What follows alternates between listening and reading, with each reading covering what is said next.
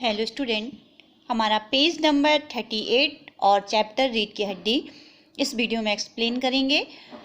तो इसमें page number 38 को स्टार्ट करते हैं। पढ़ाई की वजह से तो नहीं है कुछ रामस्वरूप जी। नहीं साहब, वह तो मैंने अर्ज किया ना। गोपाल प्रसाद संतुष्ट होकर कुछ कोमल स्वर में, बैठो बेटी। रामस्वरूप, वहाँ बैठ जाओ माँ, इस तख्त पर अपने वाजे के पास। गोपाल प्रसाद, चाल में तो कुछ खराबी है नहीं, चेहरे पर भी छवि है। हाँ, कुछ गाना बजाना सीखा है। रामस्वरूप, जी हाँ, सितार भी और बाजा भी। सुनाओ तो उमा, एक आध गीत सितार के साथ। उमा सितार उठाती है। थोड़ी देर बाद मीरा का मशहूर गीत मेरे तो गिरधर गोपाल दूसरों ना कोई गाना शुरू कर देती है। स्वर से जाहिर है कि गाने का अच्छा ज्ञान है। उसके स्वरों में तल्लीनता आ जाती है, यहाँ तक कि उसका मस्तक उठ जाता है। उसकी आंखें शंकर की झैपती आंखों से मिल जाती है और वह गाते गाते एक साथ रुक जाती है। रामस्वरूप, क्यों, क्या हुआ? गाने को पूरा करो उमा। गोपाल प्रसाद, नहीं साहब, काफ़ी है, लड़की आपकी अच्छा गाती है। गोपाल प्रसाद, अभी ठहरो बेटी। रामस्वरूप, थोड़ा और बैठी रहो उमा। गोपाल प्रसाद, तो तुम पेंटिंग वेंटिंग भी? उमा, चुप। रामस्वरूप, हाँ, वह तो मैं आपको बताना ही भूल गया। वह जो तस्वीर टंगी हुई है कुत्ते वाली, इसी ने खींची है और उस दीवार पर भी।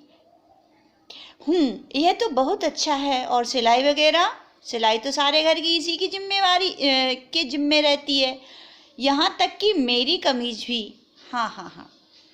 देखिए, यहाँ पे लेखिका जो बताना चाहते हैं, उसमें ये चीज़ सबसे इम्पोर्टेंट पार्ट है कि लड़की को हमारे समाज में विवाह के लिए किस तरीके से, किस योग्यता, किस तरीके से रिप्रेजेंट किया जाता है।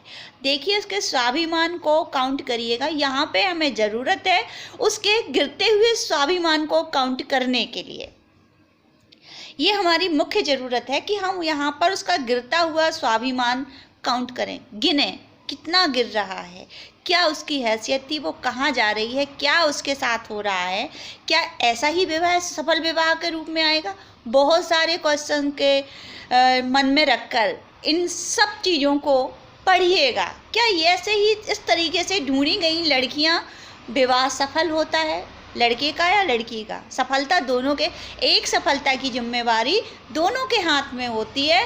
तो क्या ये वो क्वेश्चन है जो जीवन का आधार बनते हैं? नहीं, ये वो सवाल नहीं है जो जीवन का आधार बनते हैं। यहाँ पे हम ये नहीं कहते कि डिमांड पूछी जाए, बेटा तुम्हारे, ऐसा कुछ नहीं है। विवाह की वास्तविकता के लिए शब्द नहीं होते हैं।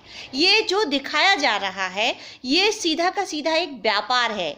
वो लड़के वाले लड़कों को बेच रहे हैं, लड़की वाले लड़की को बेच रहे हैं। अगर सौदा मंजूर हुआ तो उसे विवाह कहते हैं। ये है डेफिनेशन हमारे समाज में शादी की। यदि मंजूर हुआ, सौदा पसंद हुआ, तो वो विवाह होता है। फिर विवाह है, फिर क्या होता है?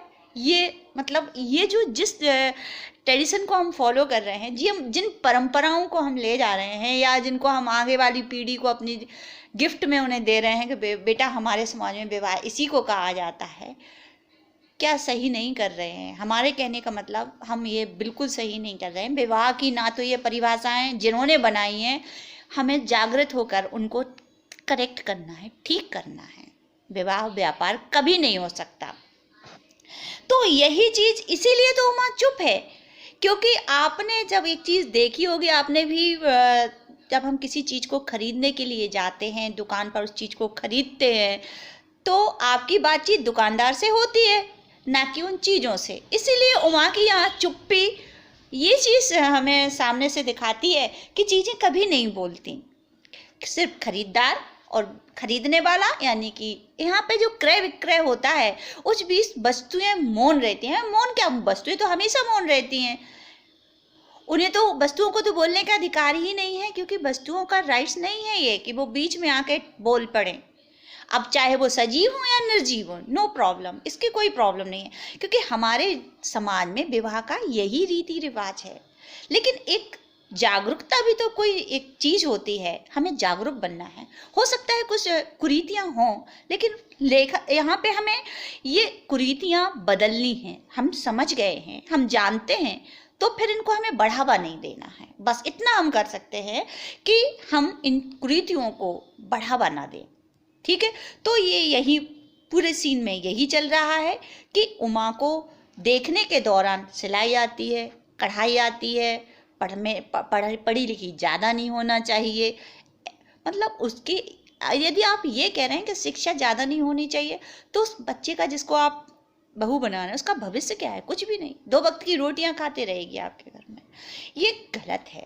ठीक है, बहुत सारे सवाल हैं, वही मैं बोल रही हूँ कि यहाँ पे हमें बहुत सारे सवाल अपने दिमाग में रख के, आप एक अच्छे नागरिक होने के नाते इन सवालों को जवाब रखेंगे अपने दिमाग में और इसको पढ़ेंगे, तो आपको हमारे समाज की कुरीतियां भी समझ में आएगी कि ये गलत है। बस गलत कहने से काम नहीं होता है। यहाँ पे हम इस वीडियो में यही चीज कहना चाहते हैं, गलत कहने से गलत कभी खत्म नहीं होगा। गलत का प्रतिकार किया जाता है, उसको प्रैक्टिकल लाइफ से ही हटाया जाता है। ना गलत करेंगे और ना गलत करने देंगे, तभी एक सभ्य समाज और नया समाज बनेगा। तो यही इस पाठ का मुख्य उद्देश्य है, जो उमा के और इस चैप्टर के माध्यम से, रीढ़ की हड्डी के माध्यम से हमें बताया जा रहा है। तो ये जो हमारा पेज नंबर 38 है वो पूरा एक्सप्लेन हुआ। God bless you dear children. Next video में आगे बढ़ेंगे उमा की